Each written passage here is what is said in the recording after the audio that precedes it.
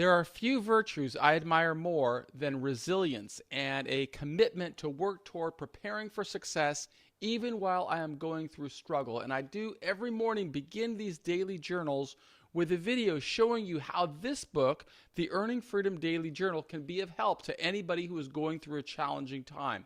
Specifically, we work with people who are inside jails, prisons, at-risk schools, anywhere across America.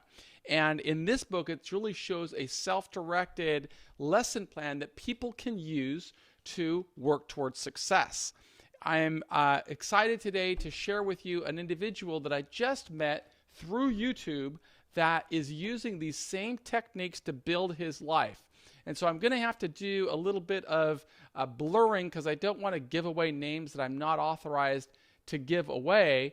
But I want to show you how this person is using the principles in this book to transform his life. And you could use these same strategies to transform your life. I am Michael Santos with Compliance Mitigation and Prison Professors, the two different companies that I operate or that I am building. And one of the, I'm going to move myself over to the shorter side of the screen to let you know some of the strategies and steps that I'm using right now to build that, and how I rely upon formerly incarcerated people to help me.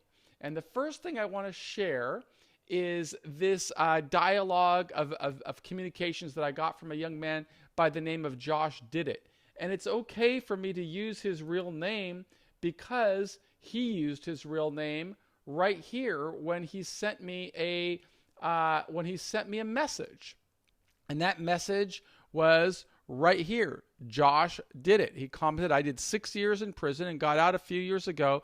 Could I earn some income from you right now?" And so that's basically one of the message. I wrote him back and I told him, sure. All you've got to do is be able to follow the guidelines that I put in the video that I published yesterday. And so yesterday, to give you some heads up for those who didn't watch, I published a video about how people could earn, depending on their skill set and on their ability to write, anywhere from $20 an hour to $100 an hour. It generally takes me about 2 hours to write an extensive case study that we use to teach and inspire people how to avoid challenges with the criminal justice system. And so, John, I take a lot of time to really spell that out, and I was grateful to Josh for reaching out. But frankly, I get a lot of people reaching out. Not everybody can follow instructions specifically. That's why I was so inspired this morning, and I'll show you what happened when I woke up this morning. And you see, it's 4:15 in the morning. So I woke up this morning probably around 3:15, 3:30, because that's what you have to do to build a business after having been in prison for a long time. You've got to be willing to work harder than other people. You've got to be really directed. And my efforts are to show people that success doesn't come by accident, but rather it requires people to take a methodical interest. And so I was, first of all, pleased to see that I had that communication with Josh. The last communication I had with him last night was at 5:50 California time. And then by a few hours later, he'd already taken action. Look at what he did.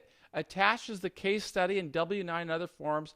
How and when do we get paid? I can send my Cash App if you prefer. Also, how many can I write per week? I've been out of work for some months, and my family and I literally ate bologna and crackers for Thanksgiving and Christmas. I was so ashamed I had to eat in the room by myself due to embarrassment. Not many good jobs paying much out here. That's why I'm going back to school. If I need to make any corrections, please let me know. This is just so exciting for me to see. I'm grateful to Josh for, first of all, revealing the honesty of how difficult it is for somebody who's gone to prison.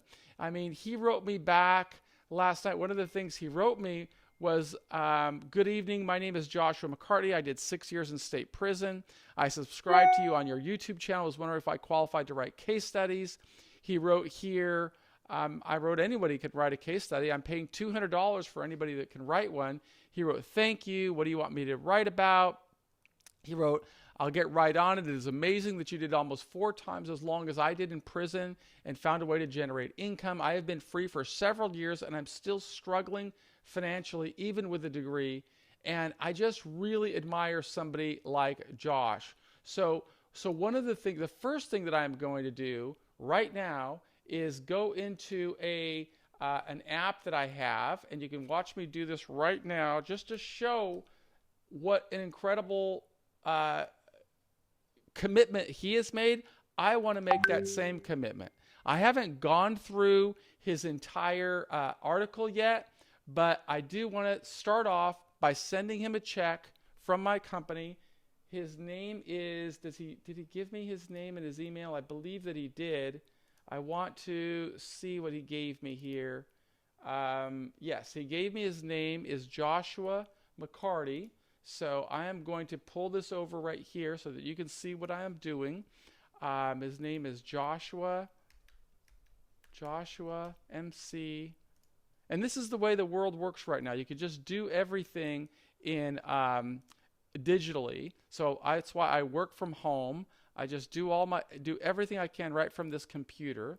I don't have to fight traffic going to work. I don't have to deal with office politics. I don't have to respond to the challenges of my criminal background. I just have to do my work and encourage other people. And this is for the case study that he called Insider Trader. This one, I'll just copy it. Copy. So I'm showing you exactly how I work. Case study, boom, and date is February 2nd, 21. In case study. Let me see, case study. I'll just write it like that because I don't have enough room apparently, and I want to make sure I have the date 22/21. So there it is. I need his mailing address. There's his mailing address right there. I'll just plug that in, and he is going to get a welcome to see, wow, he just made $200. Send. There's a copy of the check. I'm going to make a copy of it. I'm going to send it right there, and I'm going to open in preview. Now I'm going to respond to his letter, and I'm going to send him a copy of this check. So I want him to wake up and be as enthusiastic as I am about the work that he did. And now let me show you how I would edit this work. And I hope that he doesn't take offense at me editing this work. I just want to show people what I consider a pursuit of excellence. The most important lesson is a person has the right attitude, without a doubt, as by the evidence that I showed you. He watched the video, he read the instructions, he prepared the document, and he did it fast. And he wants to take care of his family. And he reveals that he's formerly incarcerated, and he reveals the challenges that he faces. This is what's so amazing, and this is what I believe is going to make this person a successful candidate. So I'm going to show you how I would edit this document in real time, because I think this could also be a teaching lesson as well. So sometimes these get a little bit longer. His title, Insider Trading Commodity Scheme. First of all, let me also open the document that I created yesterday so that I can do side by side and show what is it supposed to look like. Okay, it's supposed to look like, I'm going to go to the bottom of the page. You can see what I do. I make everything transparent. This is a page that I'm going to be driving people to. Okay, this is where I will get clients, and I show everything. Right? So at the very bottom of the page, I write writing jobs. Anybody can find it. It would take them to this page that I showed you I built yesterday. And on this page that I built yesterday, you will see that there are the instructions. There's the lesson plan. There's the publication. He sent me these things already. And there was the video that taught him what I am looking to do. I'm making another video like that for today. But this is the actual instruction. So I can make this a little bit bigger so you can see it. And it shows what we're looking for. There's all the guidance that he could follow. But let's see. He gave me a title. Yes, there's a title. The next thing he gave me, I'm going to move this over so that you can see both and make it kind of easy for me at editing. Okay. He did a title. Yes. Insider trading. He did purpose. Yes. About the author. Great. He followed the instructions. Okay. And that's why I was so eager to send him a check. Intended audience, there it is. Key terms, great. I'm just going to make that bold for him. Okay. Current state of the industry, excellent. He's got future state of the industry. He's got, let's see what's next, situation, background.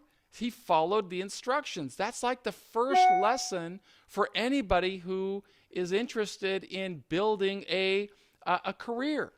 Does he have recommendations? Let's see. I don't know. He's missing recommendations. So I'm going to help him with that on this case study so that you can see what we're looking for is with regard to excellence. But most importantly is he has the right attitude. He's interested in growing and building and becoming better. And so if you have access to the internet, you will be able to see how I try to teach while I'm simultaneously working. So I've got this on here on Redline. That way he'll be able to see all of the changes that I make in the document. Insider trader commodity scheme. Okay, I'm going to leave it that way for now, but I'll probably change that by the time I publish it because I want my reader who works in a small or medium-sized business to understand how this lesson plan is going to apply to anyone. That's going to be in a recommendation. But let's see what he wrote. And his writing style. Purpose. Understanding the ramifications for people that use deception to acquire monetary gain. I think that's pretty good. That's the purpose. But let's see how we wrote it here in the instructions. We wrote 1 to 2 sentences describing why this information is important for this case study describes, explains, blah, blah, blah. So let's go ahead and add that, okay? This case study will help people understand the ramifications that may follow if they deceive other people to acquire money, monetary gain, or just, to acquire monetary gain. Yes, such behavior can lead to a government investigation and possibly charges for white-collar crimes. Okay? I would not say he did a bad job. I would say he did a good job. What I really liked about it is he used the active voice construction. So many people have a challenge with that. If you're looking at this lesson inside of a jail or a prison, I really encourage you to learn how to write in the active voice because that's really what we need when we're communicating and striving to influence or persuade people. Now we're going to go to the author. About the author. My name is Joshua McCarty. I'm just going to put a period right there. Okay, I am currently, and there's nothing wrong with what he wrote, I am just editing it for the style of our business. I am currently a freelance photographer. I'm going to use a shorter sentence. Specifically, I make videos that bring awareness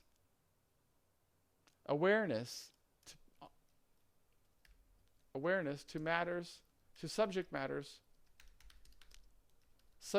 of importance. The reason I'm changing that is I see he ended the sentence in a preposition of. I want to change that. I don't like to end sentences in of or any other kind of preposition, so I'm going to change it. In 2007, I got incarcerated for making poor decisions and spent over 6 years in 4 different prisons in Georgia. Now I try to bring awareness to recidivism and the roots that causes it. So I would change that to the cause and the roots, and I would do it this way. And the root causes, so not it, in the root causes that lead formerly incarcerated people back to prison. Okay? I have developed a curriculum and I go into transitional centers to teach the men all the things, resume building, interviews, etiquette, etc., I did not know upon release. Well, that's really an inspiring story. He's sharing what can help a person succeed. But remember what he wrote to us earlier. He's still struggling financially. So regardless of how hard you work, you have to anticipate the market's tough. And you've got to be able to overcome that market. So you've got to get up early in the morning. You got to work hard. Let's continue. Learning objectives. Upon completion, what did it say in the instructions? It said in the instructions, learning objectives Include at least 5 key learning objectives. Okay, and then it gives an example. After completing this case study, the learner will be able to, and this is what they're going to be able to do. So let's do that. Does he do that? Upon completion of this case study, participants will be able to. Excellent. That's excellent work. He's just following the instructions specifically. And this is what they're going to be able to do. They will be able to understand what insider trading is. Good. That's a federal crime. They're going to understand the severity of insider trading. Excellent. What are maybe we're going to write not the severity, but maybe the severity of penalties for people that are convicted, that are charged with the crime of insider trading.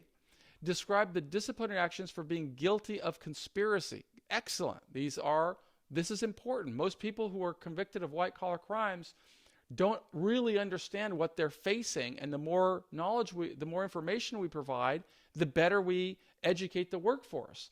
Identify the differences between fraud and insider trading. Great. I think I'm looking forward to seeing how he teaches that. Explain procedurals for those types of actions upon a finding of guilt. Okay, it's not procedurals, it's just procedures. So I'm going to change that word to procedures. And remember, when writing, we want to write for people with an education level of about the 11th grade. That's the general education level. We don't need to write at a higher level because it just makes it harder to read. So keep our sentences short, active verbs, active voice, and we do better. Intended audience. For individuals who trade commodities. Okay, let's try to put this in a complete sentence. Notice that there is no verb in this phrase, so it's not really a sentence for individuals. So we want to write in complete sentences.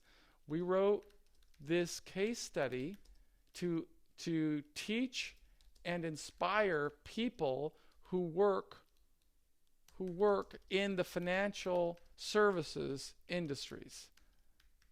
Okay, that's a little bit more specific about what it's going to do. In reality, and I'm actually going to make this bigger, or other white-collar professions. Okay? That's even broader. And because it's really, the concept of deception is not only the financial, there's so many industries where people deceive consumers or deceive other people. And if you have even the appearance of that, it can result in really ugly ramifications, very high legal expenses, massive fines, exposures. It's just awful. So we want to teach people all of this before they get into trouble.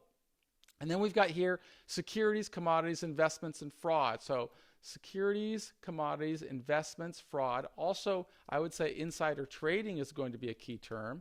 And this is important for me to write because these key terms are going to make sure that if people are searching for something specific, they can find it. I'm also going to put white-collar crime, okay, because that's one of the topics. So let's see the current state of the industry.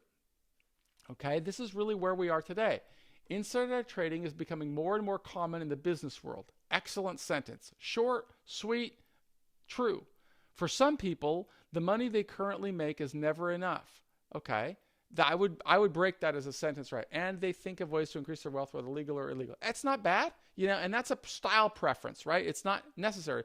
Nothing wrong with that sentence structure. For some people, the money they currently make is never enough.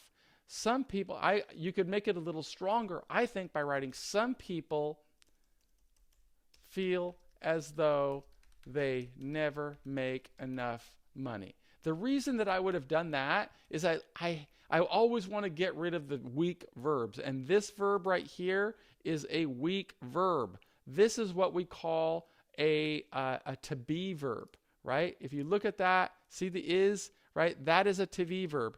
And I want to remove that any way I can by changing the construction. Some people feel as though they never make enough money. Okay? So I'm going to get that off now, but I'm going to go ahead and erase it. So let me just get rid of the highlight that I used to show you, and let me go to some people feel as though they never make enough money. Okay? Period. They think, and then the cool thing is now I can put a sentence there. So it's a shorter sentence, and put a period, and then they think that's better. Some people feel as though they never make enough money. They think of ways to increase their wealth, whether legally or illegally. Unfortunately, some people choose an illegal path not for monetary gain, just write to increase their income. And then I'm going to put a sentence there. This impatient rapacity, great word. Somebody wants to build their vocabulary. Rapacity means greed and they're after too much. But for this purpose, I want to dumb it down a little bit. So I don't want to use what I would call an SAT word or a college word.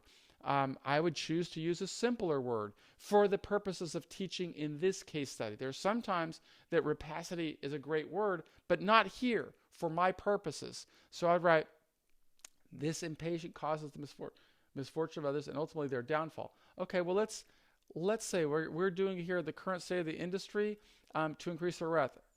Let me see what else he wrote. The impatient rapacity causes for the misinformation of others and ultimately their downfall. The intense greed for personal gain is saw here in the case as we read a former gas trader going down for conspiracy to commit fraud. Okay, now I'm really not getting into the current state of the industry. That's giving me an example of what I'm going to take. So I'm going to remove this section here. I'm going to remove that section right there and do something else. Okay, this is the current state of the industry. Right? What is the current state of the industry is just help them understand. Insider trading is becoming more and more common in the business world. I'm going to even take that from is becoming, has become more and more common in the business world. Okay? I could even write a little bit more. As our government grows, more investigations follow. Okay? The SEC, the Securities and Exchange Commission, routinely looks to investigate people that break securities laws. Some people feel as though they never make enough money. Yep, that's true. They think of ways to increase their wealth, whether legally or illegally. So don't think they conspire. And I would change this here, make it more specific. All right. If they conspire to use deception to increase their wealth,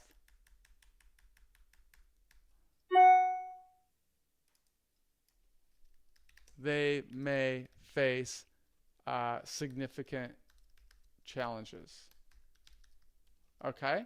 And that's that include time in prison. That's a fact. Okay? So just leave this section here as a fact, current state of the industry. This is what happens. Here's what the future state of the industry is. Let's see what we've got. People in important positions should understand the magnitude of the role they play. Yep. But let's figure out the future state of the industry. Everyone under them in the chain of command looks to them for guidance and direction. Yep, leadership comes from the top, but let's think about the future state of the industry. If they see the main person engaging in foul play, they may take that as permission for them to engage in the same type of criminal behavior. This case should bring awareness to certain crimes and the damage those crimes cause, not only to the person committing them, but also to the victims the crimes were committed against. Okay, this is an important subject, but I'm going to move that someplace else. So I'm not going to delete that yet, although I will do some rewriting on it. Here, what I want to write about is the future state of the industry. Okay? So we want our team at Compliance Mitigation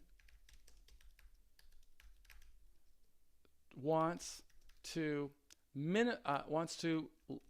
lower the number of people that go through government investigations and investigations to improve the future state of the industry. We can improve. Let's write that. We can improve the future state of the industry. Now we can achieve our goal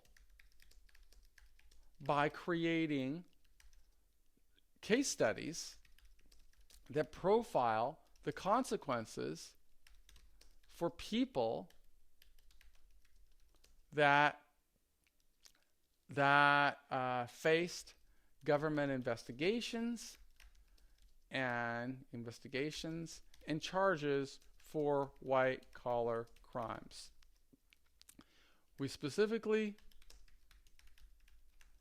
want to change, want to lower, want to help people that work in the financial services industry with valid case studies that will teach them, teach the consequences of their actions. Okay? Good enough. All right, now I'm going to take this section here. I don't know where I'm going to use it, but I'll probably use it someplace else. So for now, I just cut it, and I'm going to put it down here. Okay? So this is how we work. This is how you get something done. All right? And now I'm going to go to the situation, right? Because that was the next thing in the goals, right? It was current state of the industry, future state of the industry. The situation in one paragraph identified the business and summarized the charges, investigation, company involved, and the government agencies involved. Well, I haven't read everything yet, so I don't quite know what he's going to write here, but let's read it. A gas trader admitted to conspiracy to forge documents and classified materials to use and engage in deceptional trade in natural gas contracts. Okay. The Justice Department Criminal Division was tipped that insider trading was occurring and an investigation ensued. The former employee entered a guilty plea for his intent to commit wire fraud while also naming another accomplice to the crime. This case is still in proceedings and is ongoing due to deeper investigations. Excellent. So I get a pretty good idea of the situation. A gas trader admitted to conspiracy to forge documents and to forge classified materials. Period. The trader intended to use those documents in an illegal scheme. He would engage in deceptive, not deceptional, use deceptive trades in natural gas contracts. The Justice Department Criminal Division was tipped. There's a to be verb, okay? That insider trading was occurring. So you write, instead of a to be verb, right? This is not present active. This is not active tense construction. The Justice Department Criminal was tipped. We want to turn that into active voice. Was occurring. It's weaker that way. So, very easy. Someone tipped off the Justice Department, the Justice Department's Criminal Division. And then stronger verbs alleging that insider trading that the defendant engaged in insider trading. Ha! Well, we've now got an active verb. You see how easy that is? It takes a little work and it takes practice, but this is a skill that will help you develop your income stream if you can learn how to do that. And you're right, you're hearing from somebody who did 26 years in prison and has made millions of dollars since coming out of prison. I'm showing you why it's so important to develop your writing skills like my man Joshua is doing. The investigation began later, and I can actually do later. The employee entered a guilty plea for his intent to commit wire fraud while also naming another accomplice to the crime. This case, this case is still in proceedings and is ongoing due to deeper investigation. This case continues to develop. Just write that. I want to get rid of is still in proceedings and is ongoing, right? Stronger. This case continues to develop and will likely bring more people, will likely result in more criminal charges against others. Done. Great situation. You don't look at all the red as being bad. I'm striving to teach and show other people how to do this in a way that they can make money. Background. Okay, is that what's next? Yes. Instructions, very clearly described what the instructions are. This author should develop the section fully. Okay, and our purpose is to teach. So this case study concerns John Edward James. He was a chief operator. James served as the chief operating officer at Whiteside Energy, a commodities hedge fund. A hedge fund is effectively a money management place. This hedge fund has a market of close to $10 billion. So what they probably mean by that is they have more than $10 billion in assets under management. So this hedge fund, not hedge, this hedge fund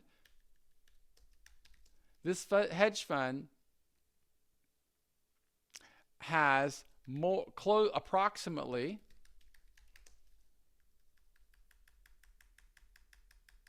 $10 billion in assets under management. Okay?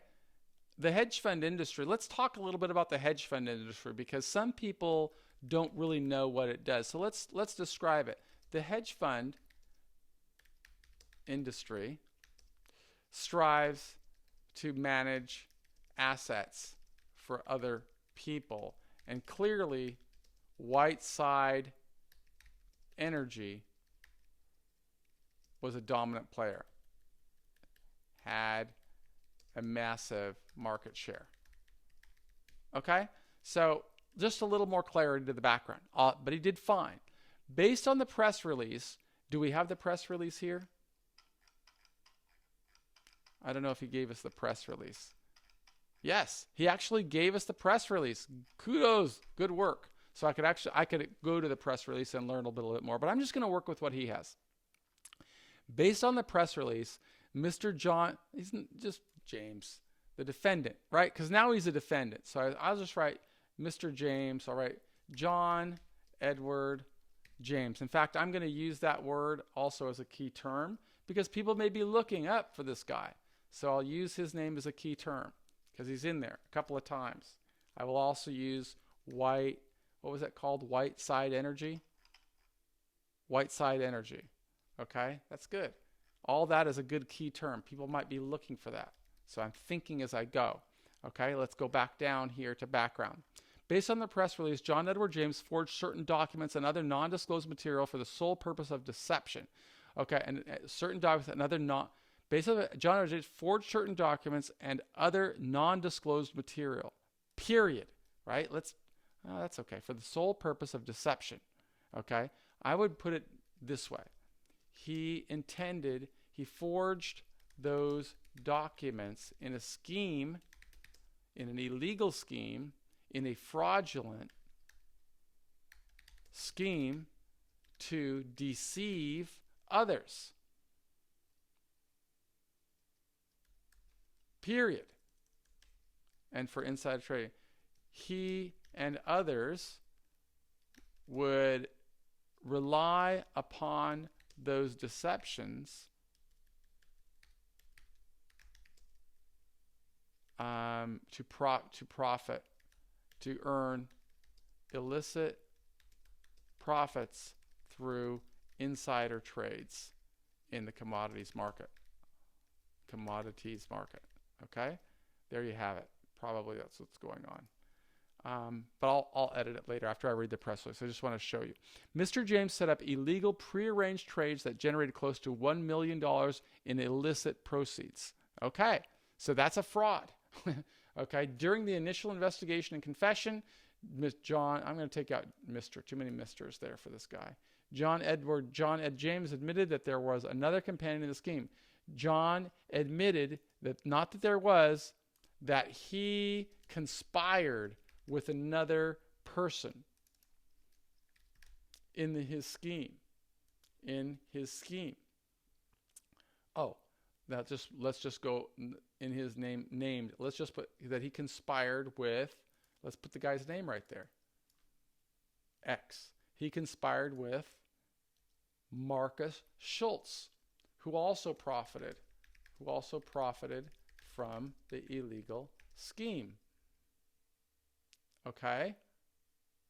From the illegal scheme. Mr. Schultz already had a history of committing white-collar crimes. Okay? Period. His background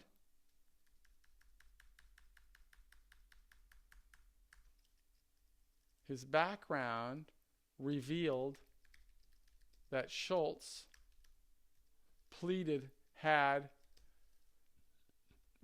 guilty previously, in a previous case. Pleaded guilty, let's write what he pleaded guilty to conspiracy, to the charge of conspiracy, to commit wire fraud 1 year previously. Okay? Analysis. Based on the analysis, so is that what's next? Yep, analysis. Based on the analysis of the public affairs release, of the press release. It's just a press release, of the press release. And that's not capitalized. Of the press release. John Edward James and Marcus Schultz plotted in tandem to participate in deceptive trade practices. Period. That's what they did. They agreed to influence the market for their own personal reward. They schemed to use they schemed by forging documents to influence the market for their own personal reward. I'm going to make that a paragraph. Even though James, as the CEO, I'll write as the I thought he was COO. Was he CEO? I'm going to put COO because he wrote COO up here, didn't he? Chief Operating Officer. So I don't know if whether it was CEO or COO. As COO of a high-profile hedge fund,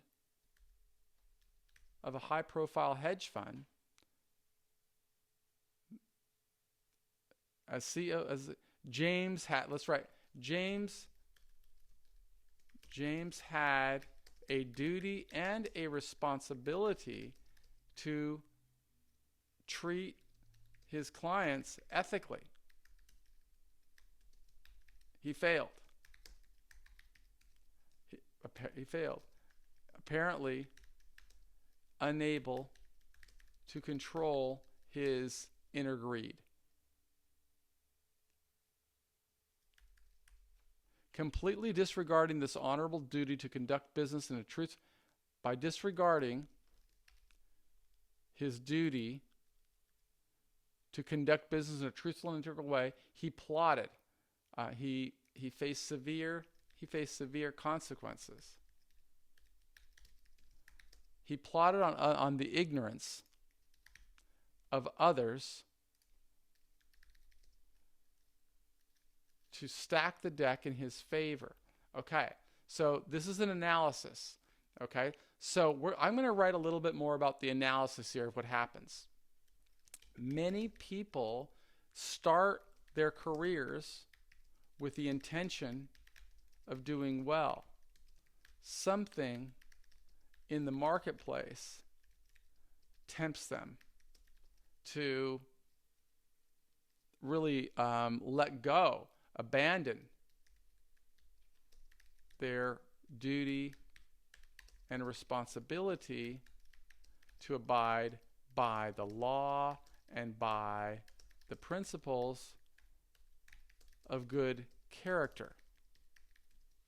When that happens, they rarely understand the consequences of their behavior, or they think, or they delude themselves into believing that they won't get caught. Okay? That's a little bit more analysis. That's what happens. People don't set out to break the law. All's going well and something happens in their life. That's why we need more of this education. Insider trading schemes are becoming more and more prevalent. The SEC aggressive actions show that insider trading schemes have become more prevalent, especially in the current they are now in as a country. Okay? This being said, the federal government and Federal Bureau of Investigation are becoming more and more vigilant on how they notice a special activity, on how they discover, are becoming more and more vigilant. Okay, their tactics lead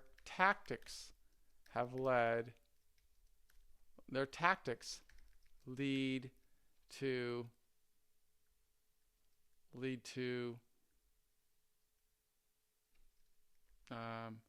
tactics,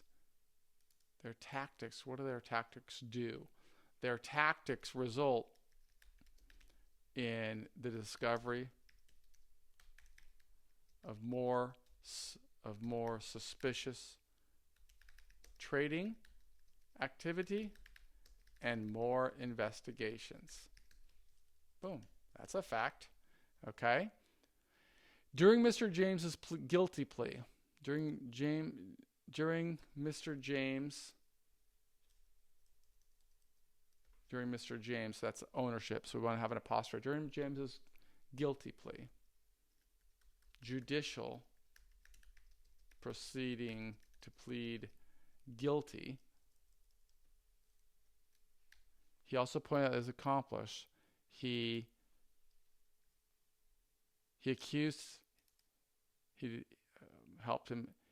declared that he had an accomplice. James said that Mr. Schultz helped him, conspired with him in deceiving others. Conspired with him in the scheme to deceive others. Period. They both engaged in fraudulent trades in predetermined gas contracts. Mr. Schultz has an upcoming sentencing in mid-2021 for a past-related fraud case. Okay, so let's write this here. They both engaged in fraudulent trades. It is the government has made. Now, let's see, try this again. They both engage in fraudulent trades. Okay, if the government proves that people traded on non-public information, they may face charges for the white-collar crime of insider trading. Mr. Schultz has an upcoming Mr. Schultz, with his previous conviction, okay, so right here, with his previous conviction, Schultz has an upcoming sentencing in mid-2021. Period. That sentence is for an unrelated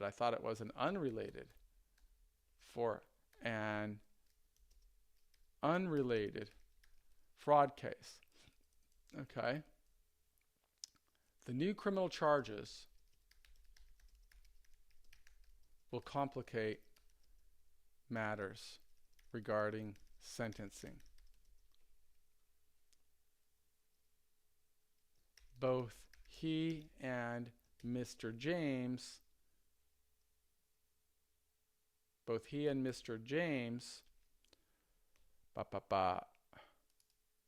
now will face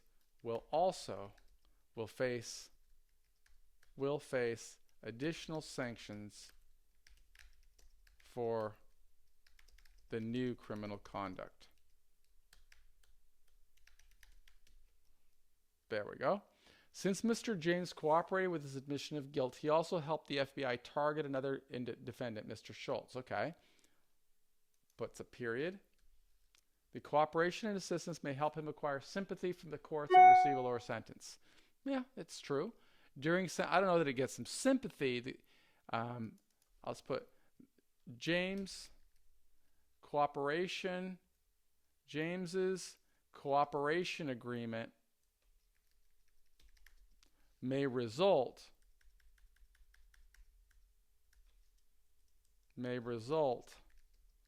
in a lower sentence. I don't know that it's going to give him sympathy. May result in a lower sentence. I don't know that anybody's going to be sympathetic to him. He could do something else to be sympathetic. But James's cooperation agreement may result in a lower sentence. He should be working on a mitigation strategy. During sentencing, a more thorough investigation will take place, not during sentencing, prior to sentencing.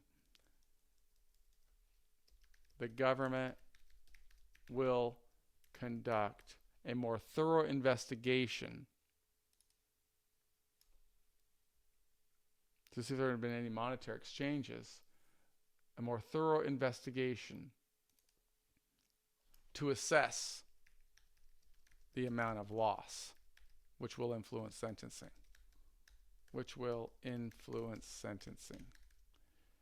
If there were additional damages, Mr. would be forced to pay restitution plus other fines. Okay?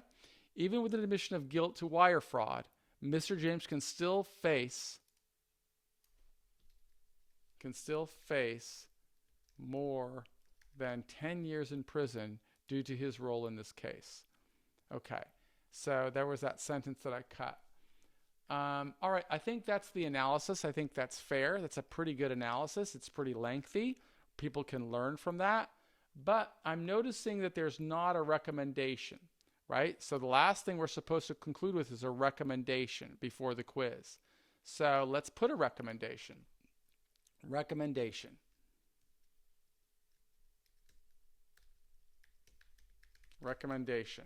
Okay.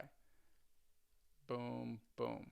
Now, here's a kind of a summary. People in important positions should understand the magnitude of the role they play. Okay. Well, they probably do. Let's see.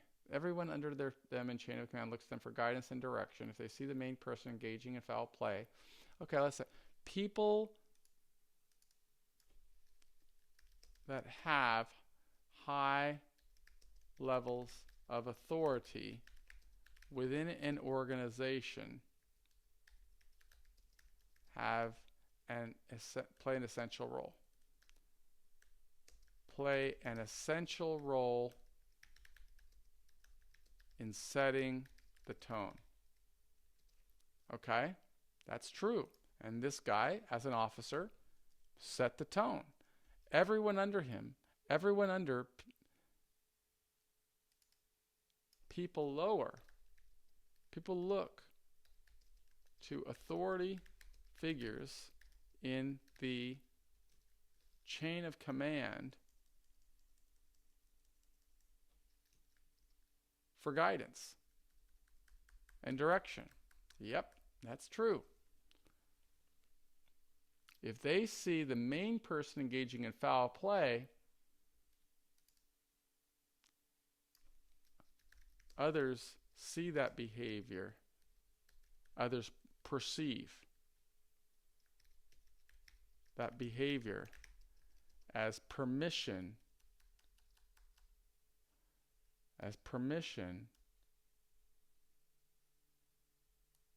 to violate laws, to disregard laws and regulations. Okay, so our recommendation, we recommend better training. If leaders use case studies that profile the consequences that follow for people who break laws, they will think They will think before engaging in criminal behavior. Okay? And let's do this here. Some lessons they should learn and understand include some lessons they should understand how investigations begin. They should understand. Boom, I'm going to put some colons here. This is what people should understand. They should understand.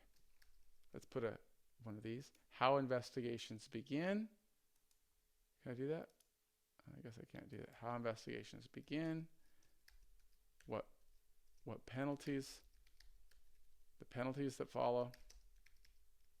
The costs. The financial costs to defend against a white-collar crime, and the penalties that follow. The more people understand, the better judgment they will exercise. We recommend more and better training for people that work in white-collar professions. Done. Okay? That's our recommendation. Okay? And then we've got quiz. So insider trading is a federal offense. Well, it is a federal offense, but I don't think we revealed that in here. So let's take a look at. Anyway, he's got 5, 6, 7, 8 questions. That's good. I would like to see. Oh, great! He's got a mix of questions. He did a good job. I will take a look at the questions, and you'll be able to download them here. Notice that he also put the source of his information right here. So that's a link. This is an example of an excellent job, which is why I am so happy to have been able to send this young man $200 today. You can see I have to take time in writing it as well. So I make a video, I do the edit. By the time this all gets done, I would put a value on this document of more than $500, and that becomes a digital asset that we use in our company to teach and train more people. And so this will go into a learning management system. People will be able to take this quiz. They'll be able to get a certificate. And I'm very happy to have found a new contributor, Joshua McCarty, who served 6 years in prison, but is now transforming his life. Thank you. Oh, what more? If you're watching this on YouTube and you want to participate, look at our courses. We strive to teach and inspire people in prison, but we also create job opportunities for formerly incarcerated people if they have the skill set and the right attitude. So tomorrow I'll be filming another video that's describing how I work to bring more customers into our universe. Be well. I am Michael Santos. I hope that you're learning from these videos. I hope also that you will subscribe to our channel by clicking subscribe. Leave comments if you'd like. If you're watching this in prison and you want to get copies of our books, send us a letter. I am Michael with prisonprofessors.com. Hope that you will subscribe and hope that you'll stay with our program. Thank you.